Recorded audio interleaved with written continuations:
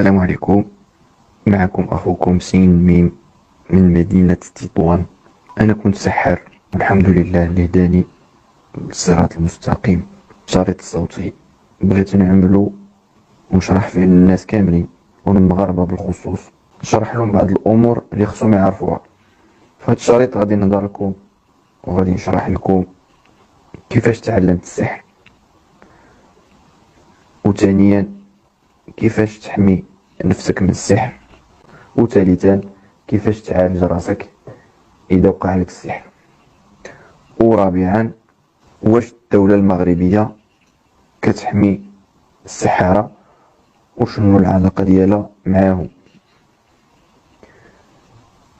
أولا وقبل كل شيء خصكم تعرفوا أنني الآن مهدد والحياة ديالي في خطر، لأنني دخلت لواحد العالم اللي ميمكنش تخرج منه، ولكن الله اللي عالم أنني دخلت وأنا ما عارفش الحقيقة. وكنتمنى من الله أنه يساعدني ويحميني من الشياطين، خصوصا هذوك اللي كنت خدام معاهم. القصة ديالي باختصار وعجالة، أنا كنت إنسان ملحد، ما كنآمن حتى شي حاجة، يعني عايش وصافي، ما كنآمنش بالله ما بغاتش أنني كنت ملحد وما كنتش كنآمن بالله ولا بالرسول ولا حتى شي حاجة، وما كنتش كنآمن بالعالم الآخر، العالم ديال الملائكة وديال الشياطين. واحد النهار قريت واحد المقال ديال واحد الشخص كان من عبادة الشياطين، واحد المقال باسبانيولية، وكانت تنشر في واحد الجريدة في اسبانيا، وكان كيهضر على عبادة الشيطان وكيفاش انه دخل معاهم وانه كان كيتعامل معاهم وكيفاش انه رجع غني ورجع مشهور،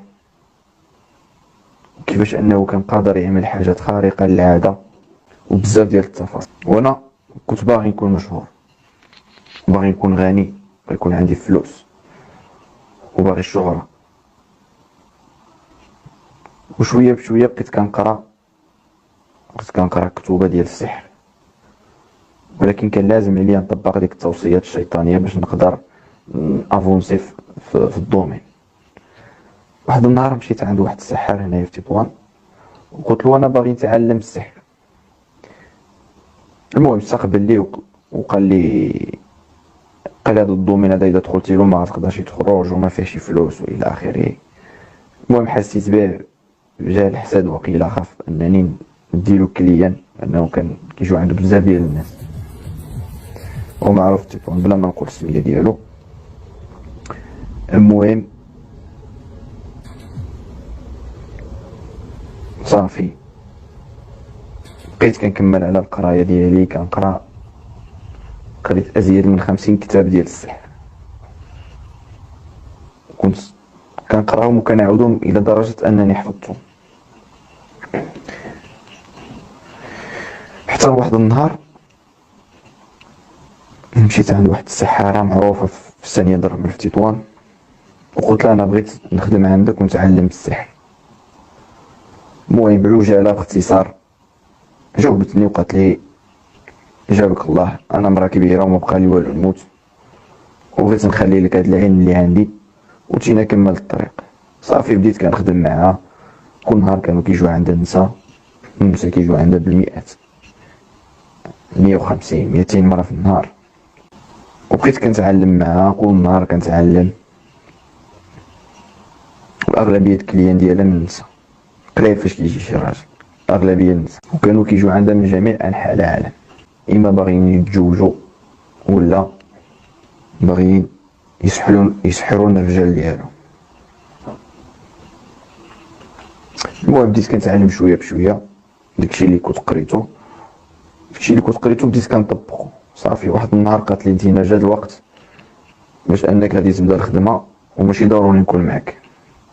صافي شرفتني، تعلمت الى اخره، وقالت لي دابا خصك الخطوات اللي غتخليك تقدر تتواصل مع العالم ديال الشياطين. طبعا المهم كتسميهمش الشياطين، كتسميهم الجهد، وهذا موضوع اخر ديال كيفاش انهم كيلعبوا بالمصطلحات الى اخره. هذا موضوع اخر. ديك الساعه نخلي لكم ان شاء الله واحد الرساله صوتيه الى بقيت على قيد الحياه، شرحت لي الخطوات اللي خصني نعملهم باش نكون على علاقه مباشره بالشياطين بلا ما نقول لكم شنو عملت. المهم عملت اي حاجه اللي عندها علاقه بالشرك، اي حاجه عندها معصيه، اي حاجه من الكبائر، اي حاجه اللي ما تقدرش تصور لك في الدماغ ديالك انا عملتها، حتى كملت 40 يوم.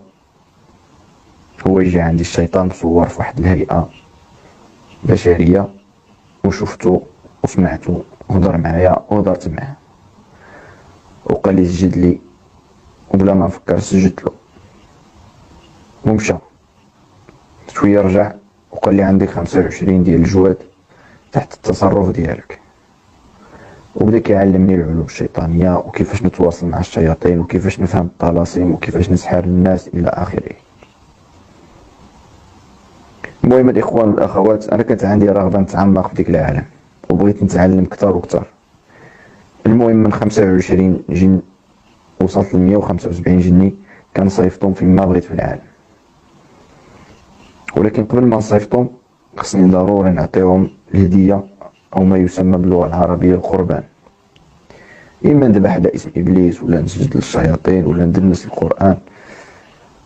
وشحال ما عملت ديال الكبائر كثر كانوا كيخدموني كثر. المهم انا تفوقت على ديك السحاره اللي كنت انا خدام معاها، وكانت هي كتستقبل الكليان وانا كنعدل الحجابات وكنتكلف بالهديه اولا بالقرابين. كنا كندخلوا فلوس بزاف، المبالغ اللي كنا كندخلوها ما تقدرش تتخيلها، الملايين في النهار. ولكن كان ممنوع علينا اننا نرتاحوا، ممنوع علينا نجلسوا، دائما خدمه ليل ونهار. الفلوس موجوده ولكن ما كنتمتعوش بها، وحتى الراحه النفسيه ما كايناش. وعاد كنا خانزين لان الشياطين ما كتبغيش النظافه، ما كتبغيش الريحه مزيانه، فكنا خانزين، كنا كنتعاطلوا ما كندوش. المهم باختصار انا من ديك النهار فتحت واحد الثغره اللي كاينه ما بين العالم ديالنا والعالم ديالهم، وديك الثغره ما يقدر حتى شي واحد يشدها الا الله سبحانه وتعالى. الا بغى يرحمني غادي يشدها. وانا دابا كنحاول نحافظ على الطهاره ديالي وعلى الاذكار وعلى الصلاه في الجماعه، ولكن الا غفلت غادي يقتلوني في اي لحظه. المهم بعجاله باش ما نضيع لكمش الوقت، غادي نعطيكم المفيد ونعطيكم الرساله اللي باغي نوصل لكم. اول حاجه خص المغاربه وخصوصا النساء يعرفوها، انهم ملي كيمشيو عند السحاره كيعرضوا نفوسهم هما الاولى للخطر، واحد الخطر كبير بزاف. ثانيا ديك النساء اللي قدرنا اننا نجوجوهم كاملين بهم بدون استثناء طلقوا من بعد فتره قليله، لان السحر ما كيدومش وما كاين حتى شي سحر في العالم كيدوم. والخطر الاكبر هو ان المراه اللي كتنعس مع الراجل ديالها اللي هو مسحور كتكون هي اكثر وحده معرضه للمس اكثر من اي شخص اخر. ثالثا الحاجه اللي خصني نوضحها هي اللعب في المصطلحات، واللي كيف ما قلت هذه من اخطر اللعب الشيطانيه. مثلا الكلمه ديال الفقيه، هذه الكلمه هذه اللي يقدروا يضحكوا بها على الملايين ديال المغاربه. هاد التسميه ديال الفقيه كيتستغلوها السحارين والشياطين باش يخليو الناس الجاهلات يمشيو عند السحارين وهما مرتاحين نفسيا. كيسحر لا غادي يعاونها بالبركه الربانيه. وسمعوا لي مزيان اخوتي وخواتاتي، الله يرحم لكم الوالدين.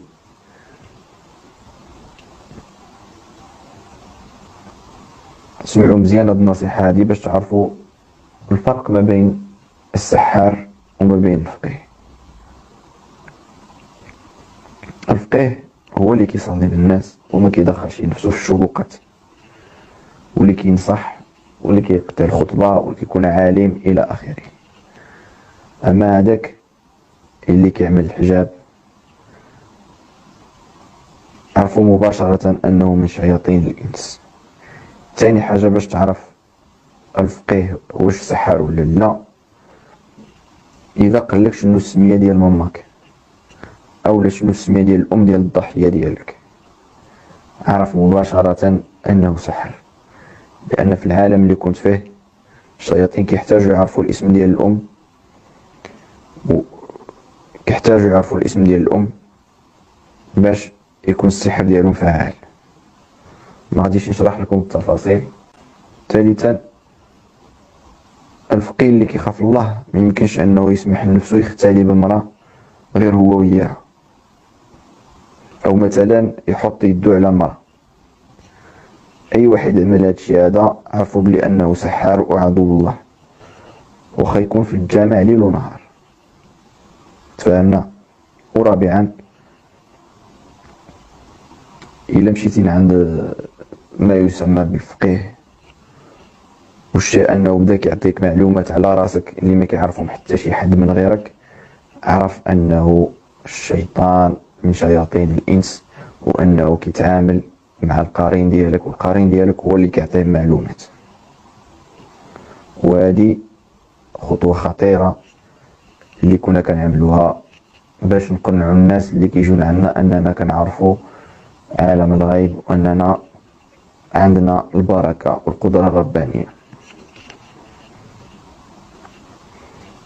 دابا ندوزو ثانيا كيفاش تحمي راسك من السحر، وهذا هو اللي مهم.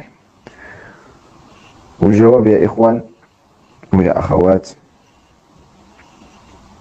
عرفتوا من الشياطين. هذا الجواب اللي غادي نعطيكم عرفتوا من عند الشياطين قبل ما نقرا الاحاديث النبويه وقبل ما نقرا القران. لان كيف ما قلت لكم انا كنت شخص ملحد وما تربيتش في تربيه دينيه، كنت بعيد على الدين وما كنعرف لا قران ولا سنه. فهذا الشيء اللي غنقول لكم دابا نعرفتو من عالم الشياطين، ماشي من الاحاديث وماشي من القران. المهم اول حاجه خصك تحافظ على الصلاه ديالك. اقسم بالله العلي العظيم ما كتقدرش الشياطين تقرب للناس وهما كيصليو، كيكون ربي حاميهم. ثانيا، حافظ على الطهاره ديال الجسم ديالك، ضروري، لان الشياطين ما كتبغيش الرائحه الجميله وكيعجبها الرائحه الكريهه.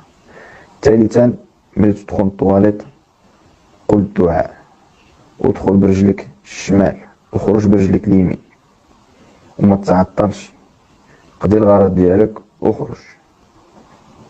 لان اسهل مكان اللي نقدروا نسحروا فيه بنادم هو في الاماكن الخبيثه والاماكن اللي كيكون كيتعرى فيها. واذا ما عملتيش هادشي هذا اللي كنقول لك، فالشياطين كيكونوا قادرين على انهم يشوفوك انت عريان ويقدروا يسحروا لك تما،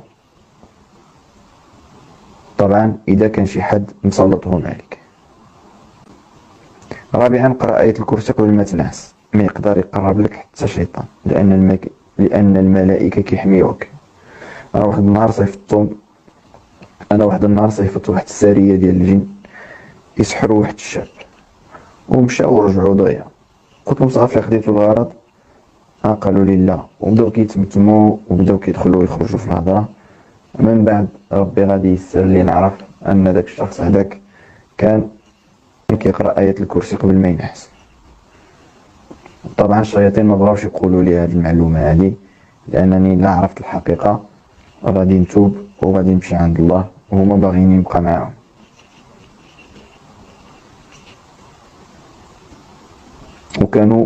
وكانوا دائما موهميني بلي ان الشياطين هما اللي حاكمين الارض وحاكمين السماء.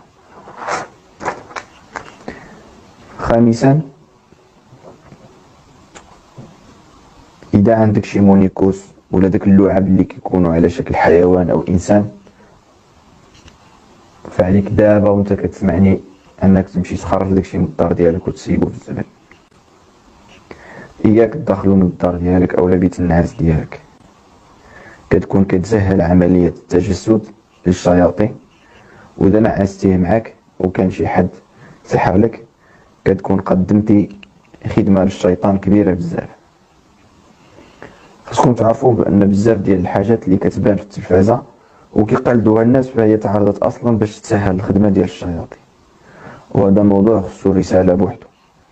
اذا بقيت على قيد الحياه غادي نشرح لكم اكثر واكثر شنو داير في العالم وشنو غادي يوقع في الاعوام المقبله. اذا قلنا باش تحمي راسك خصك تحافظ على الصلاه، لانك شحال ما قربتي لله كتبعد من الشياطين، وشحال ما قربتي من الشيطان كتبعد من الله. وقلنا كذلك نحيدوا جميع الكوادروس اللي فيهم صور او مونيكات نخرجوهم من ديورنا. بالنسبه للاخوات اللي كيلبسوا اللباس الفاتي، اقسم بالله يا اخواتي وانا كنصحكم وانا على مشارف التهلكه، نتوما كيكون معاكم شياطين من غير الشيطان اللي هو القرين ديالك، وانتوما اكثر ناس ساهلين يوقع لكم المس والسحر. دغيا دغيا كيوقع لكم السحر، وخا في الشارع غادي يوقع لك المس. ما محتاج الشيطان انه يستناك تجي للدار وتدخل المرحاض ولا دير معصيه. انتينا كتكون اصلا دايره معصيه، وهادشي والله عرفنا من الشياطين قبل ما نعرفوه من القران والسنه. دابا اذا افترضنا انك يا اخي او اختي وقع لك السحر وبانت فيك العلامه ديالو،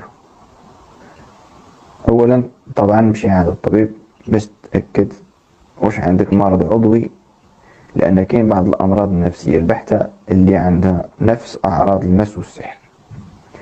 وهنا غنفتح قوس صغير واللي لابد الناس يعرفوه.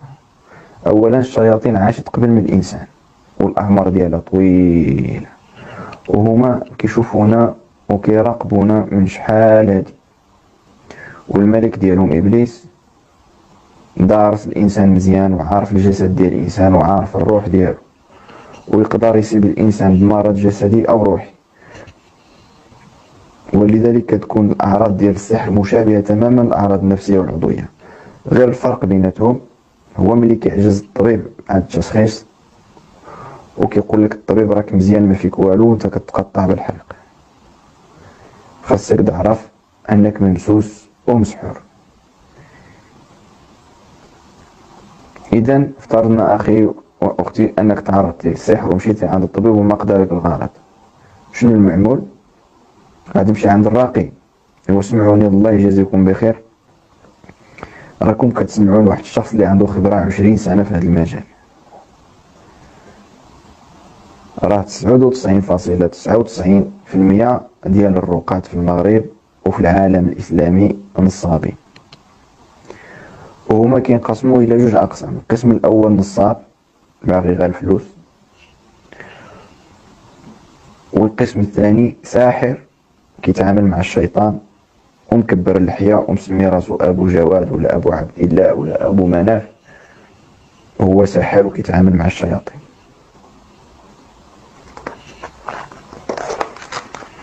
وسبق اللي عطيت لكم الاشارات كيفاش تعرفوا ان فلان ساحر او لا.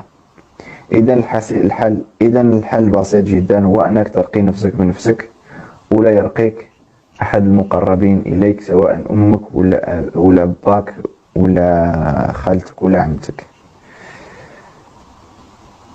ومن الافضل الوالدين. وانا غادي نشرح لكم علاش. اذا قلنا غادي ترقي نفسك بنفسك، وقبل من هادشي هذا غادي تسال نفسك كيفاش هاد الشياطين هادو تمكنوا منك. اذا ما كنتيش كتصلي ابدا تصلي، كنتي ما محجباش بدا تحجبي، كنتي كتسمع الاغاني ديال الشيطان وقف الزمر، كتعطل في المرحاض ما تبقاش تعطل تما، وقول داكشي اللي قلت لك، اذكر من الاذكار اللي ذكرهم الرسول صلى الله عليه وسلم. اذا عندك صور معلقين في الدار ومجسمات في الدار ارميهم، كنتي كذاب وقف الكذوب. وعلى فكره الكذوب راه صفه من الصفات ديال الشياطين، وحتى الناس اللي كيكونوا كيكذبوا بزاف كيكونوا معرضين للمس اكثر من الناس الاخرين. اذا غتراجع نفسك وتصلح الحال ديالك وتبدا تقرا سوره البقره والقران بصفه عامه، وتدعي بقلب خاشع لله أنه يشفيك، لأن السر في العلاج هو أن خصك تضرع لله وتتواضع لله وتدعيه من قلبك. لذلك قلت لكم الرقاة راهم نصابين، لأن ما يمكنش الراقي يدعي الله من قلبه وهو كيستقبل 100 و 150 حالة في النهار. دوك الناس قلبهم كيكون مجمد، هو باغي يقضي السيرفيس ويمشي بحاله. إذا قراءة القرآن والأذكار والحفاظ على الوضوء، ومن الأفضل أن اللي يرقيك يكون الأم ديالك. علاش الأم ديالك؟ لأنها أكثر إنسانة غادي تحن عليك، ومن ثم الأب ديالك كذلك، فهما غادي يدعيو الله، وهما يعني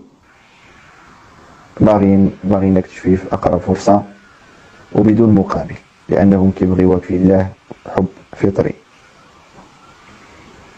وإياك وإياك وإياك وإياك أخي ولا أختي تمشي عند أي راقي،